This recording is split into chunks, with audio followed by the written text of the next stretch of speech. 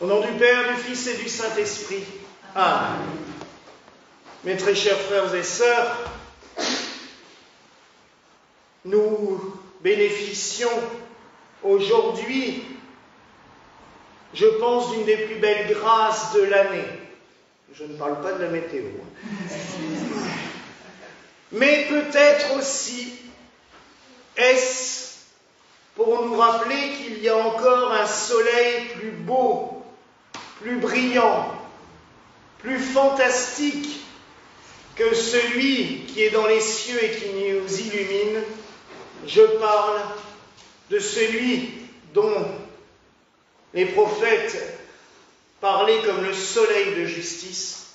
Je parle de notre Seigneur Jésus-Christ, présent dans le Saint-Sacrement. Car la fête Dieu, c'est la fête du Saint-Sacrement, la fête de l'Eucharistie par excellence. Vous me direz, mais chaque messe est la fête de l'Eucharistie. Et c'est vrai que quand nous célébrons la messe, le Seigneur nous fait ce cadeau précieux de descendre et de se rendre réellement présent dans le pain et le vin. Il vient au milieu de nous. Mais célébrer l'anniversaire de l'Eucharistie, c'est le jeudi saint. Et malheureusement, cette liturgie est déjà totalement imprégnée du mystère de la croix. Les deux sont totalement liés. Mais c'est vrai que le jeudi saint, on parle déjà plus de la passion du lendemain que de la solennité de l'Eucharistie. Et notre Seigneur a voulu, dans sa grande bonté, que ça soit célébré différemment. Il l'a fait connaître à une humble religieuse du côté de Liège, au XIIIe siècle, vers 1240 environ, à Sainte Julienne, qui était religieuse sur le mont Cornillon. Et il lui est apparu en lui disant qu'il manquait une fête à sa gloire, et lui demandant de faire instituer une fête en l'honneur du Saint-Sacrement le jeudi qui suivrait le dimanche de l'octave de Pentecôte. La Sainte Trinité n'existait pas encore à ce moment-là, donc c'était l'octave de Pentecôte. Jeudi, c'était donc jeudi dernier. Le Seigneur lui a dit ça. Sainte Julienne est allée voir l'évêque de Liège, et comme elle avait déjà une grande réputation de sainteté, puisqu'elle était prière de son couvent et elle était connue à Liège, on l'a crue. Robert de Tourotte, l'évêque de Liège, a déclaré comme quoi, oui, dans le diocèse de Liège, on ferait une fête en l'honneur du Saint-Sacrement. À ce moment-là, il y avait un archidiacre présent, Jacques Pantaléon, qui était français et qui deviendra par la suite évêque de Verdun, puis archevêque de Jérusalem, avant de devenir pape. Et il va devenir pape tout en oubliant quand même que le Seigneur avait dit que cette fête devait être faite pour toute l'Église. Donc le Seigneur lui a rappelé, d'une manière assez originale, c'est-à-dire qu'en 1262, un prêtre allemand qui allait en pèlerinage à Rome, et il allait en pèlerinage à Rome pour ce qui est sans doute la plus grande des terreurs qu'un prêtre peut avoir. Il doutait depuis plusieurs années de la présence réelle du Christ dans le sacrement de l'Eucharistie.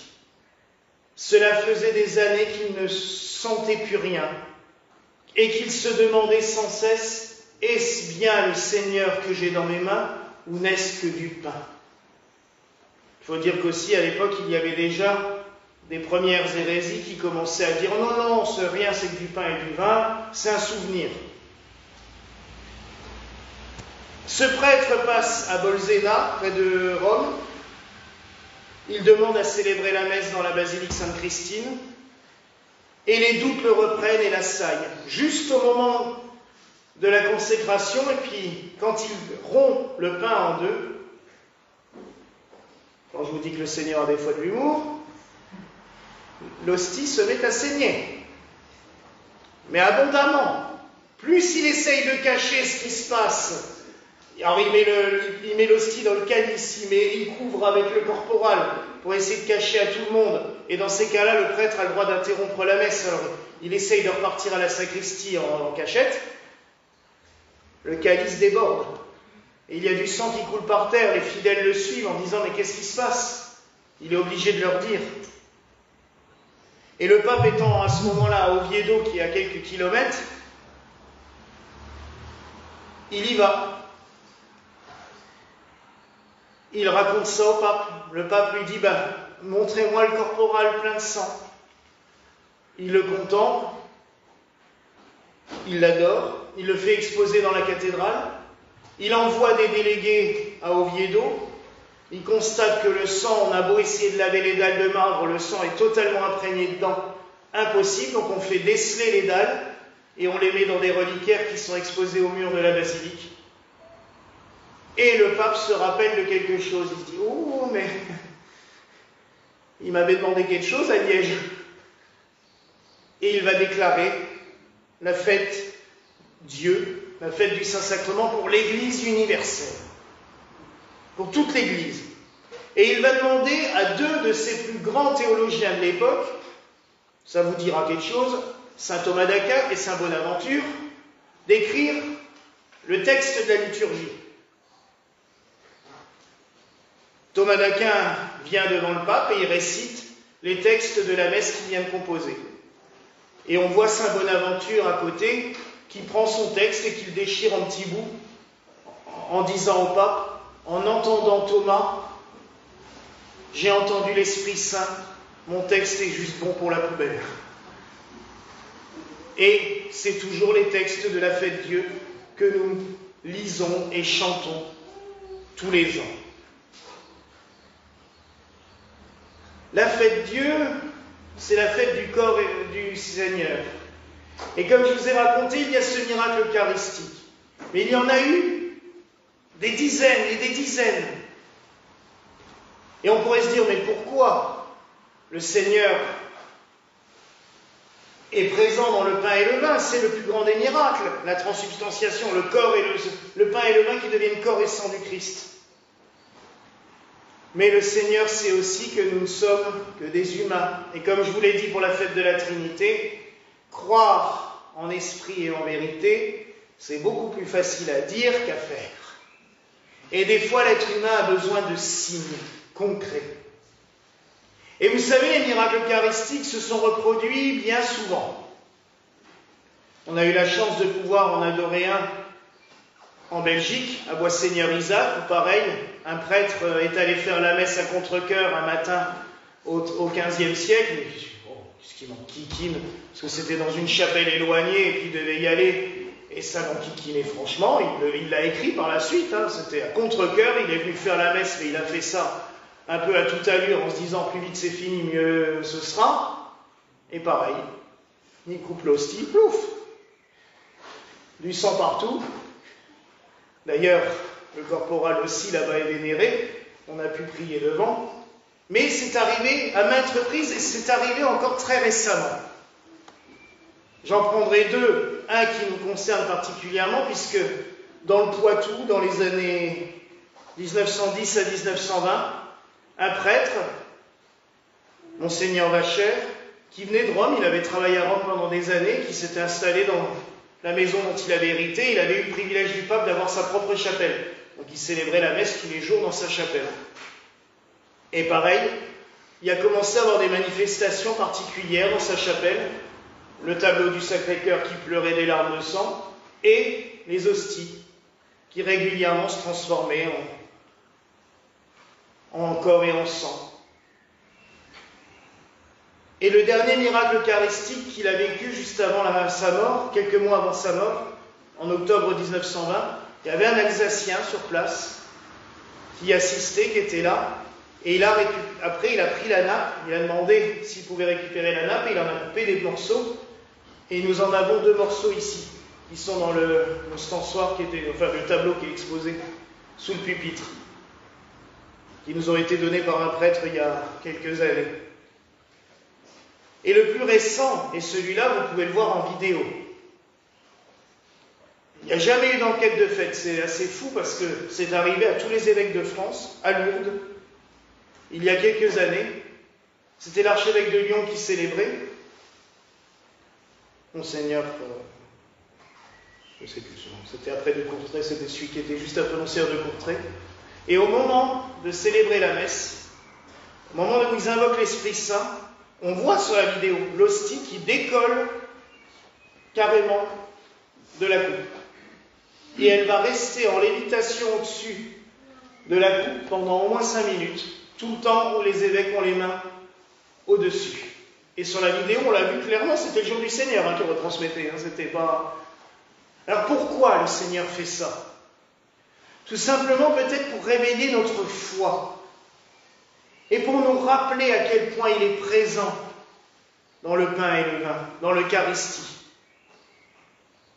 Le curé d'Ars nous disait, en montrant le Saint-Sacrement, il est là dans le sacrement de son amour. Il est là celui qui nous aime tant. Et j'aimerais des fois pouvoir vous faire comprendre à quel point sa présence est forte. Si vous saviez à quel point le prêtre peut des fois se retrouver totalement impuissant, ne sachant plus rien gérer, en ayant le Seigneur dans les mains.